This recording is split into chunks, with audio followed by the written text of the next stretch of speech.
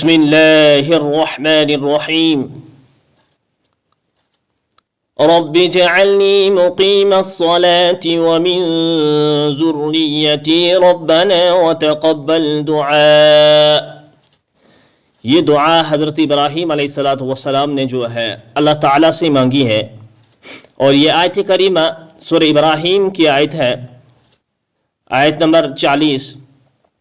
اس میں حضرت ابراہیم علیہ السلام اللہ تبارک و تعالیٰ سے دعا مانگ رہے ہیں کہ مجھے اور میری جو ذریت ہے، میری جو اولاد ہے اور جو آنے والی اولاد ہے، ان سب کو نماز کا خاص اہتمام کرنے والا بنا دے۔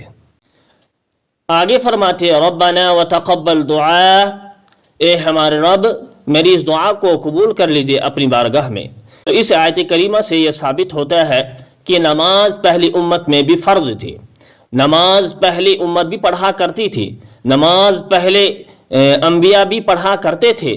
اب وہ نماز کی کیفیت کیا تھی، نماز کس طرح پڑھا کرتے تھے، نماز کی کتنی رکعتیں پڑھا کرتے تھے، کیا پڑھا کرتے تھے، اس میں وہ الگ مسئلہ ہے۔ لیکن اس آیت کریمہ سے یہ ضرور پتہ چلتا ہے کہ پہلے نبی بھی نماز پڑھا کرتے تھے، اسی لیے حضرت ابراہیم علیہ السلام نے اللہ تعالیٰ سے یہ دعا مانگی کہ اللہ مجھے اور میری ذریت کو، میری اولاد کو، تمام مسلمانوں کو جو ہے نماز کا خاص اہتمام کرنے والا بنا دے، میری اس دعا کو اپنے بارگاہ میں قبول فرما دے۔ ایک مسئلہ تو یہ ہے، اور اسی طرح احادیث کے اندر نماز کے بارے میں بڑی تاکید آئی ہے، قرآن کے اندر جگہ جگہ نماز کے بارے میں بڑی تاکید آئی ہے۔ اسی طرح حضرت علی رضی اللہ تعالی عنہ سے روایت ہے، عن علی رضی اللہ تعالی عنہ قال كان آخر كلام رسول الله صلى الله عليه وسلم الصلاة اتقوا الله فيما ملكت أيمانكم، رواه ابو داود، باب في حق المملوک۔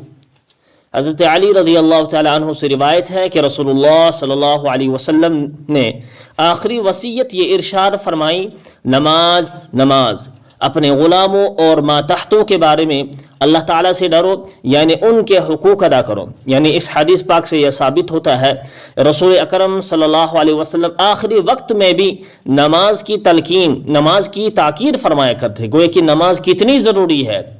لہٰذا اللہ پاک جو ہے ہمیں 5 وقتہ نماز پڑھنے کی توفیق عطا فرمائے۔